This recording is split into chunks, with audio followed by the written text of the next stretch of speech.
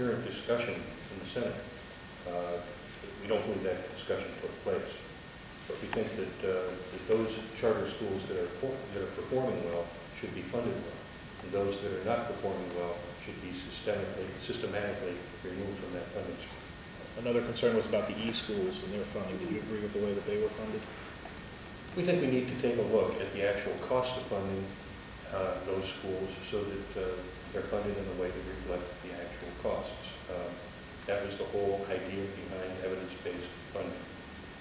I'm not sure that discussion ever took place. The amendment that I'm going to offer in committee provides $70 million more in funding for charter schools than was in the House passed version.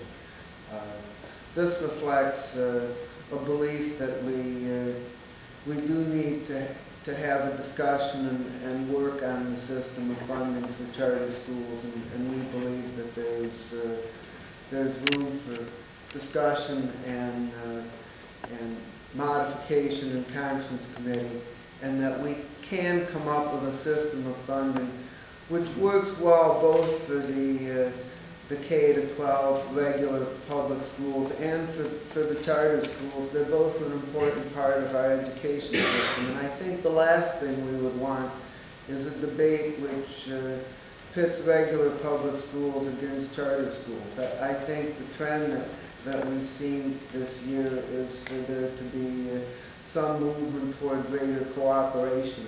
And I think that we need to see them as part of a whole, and that we need to reward positively performing charter schools and bring up those that are not performing well, and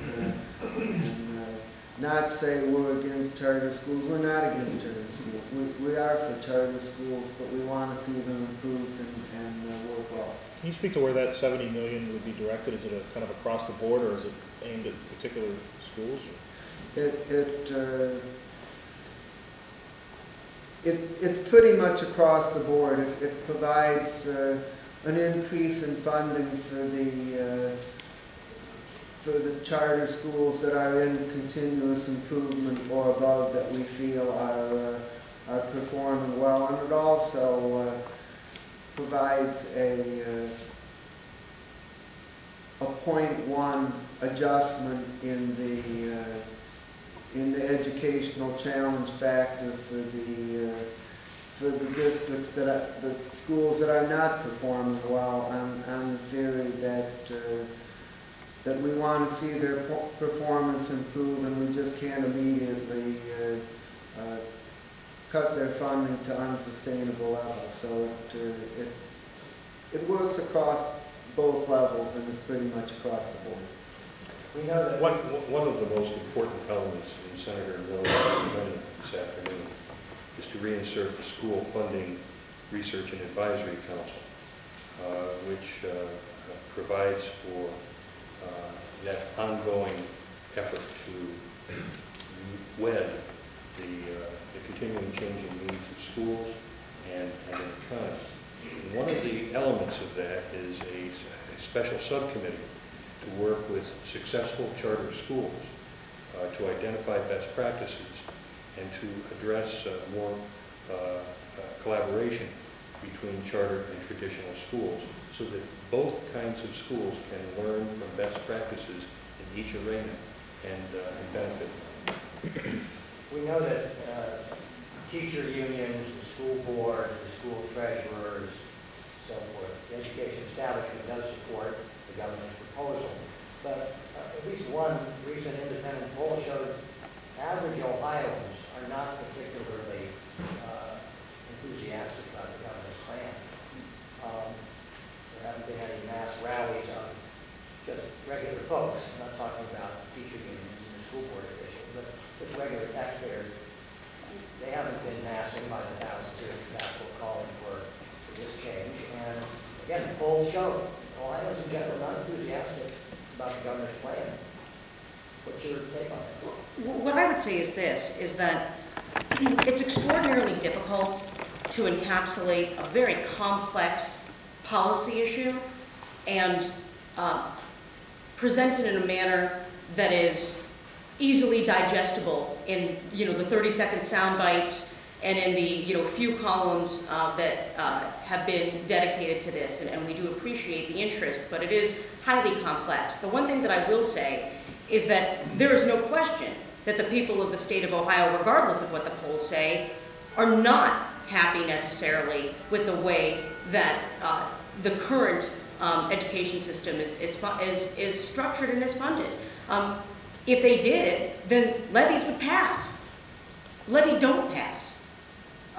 And certainly there are economic factors that are associated with it, but I can't tell you how many constituents contact my office hoping that there's some kind of reform that lessens the burden on property owners. And ultimately, that is a critical component of the governor's education plan. Why does the fact that sometimes people vote against the property tax levy mean they don't favor the current system? Allowing people to vote for or against property tax levies is part of the new system. I don't understand your logic there. When you say just because people don't half the time vote against the property tax levy, they dislike the current system. Well, because at least under the quote-unquote new system or the governor's plan, because of the issue of conversion levies, there would be less necessity to go to the ballot as often, and therefore leading to hopefully less voter fatigue on these issues. I think that there's a significant level of concern of the people of the state of Ohio surrounding education.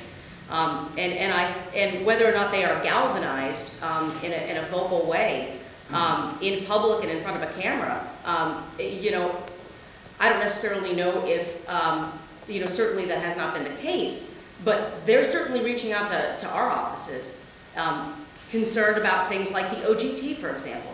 I can't tell you, for funding formula aside, I cannot tell you how many parents contact my office concerned about the OGT, the fact that their child's entire future rests upon a test, and that they are concerned that critical thinking skills are not being developed. The four-pronged approach of the OGT that is presented in the governor's plan is something that is well-rounded, that would enable an encouraged environment for developing critical thinking skills, would create a situation where teachers are not teaching to the test, and ultimately I think will produce better educated students. That is certainly something that parents are concerned about and want to see changed. So it's not just about funding, although again there is certainly voter fatigue. People want to see better accountability of teachers. They want to see more transparency in the way that their tax dollars are funded. And we are listening to those people out there that call our offices, even if nobody else is.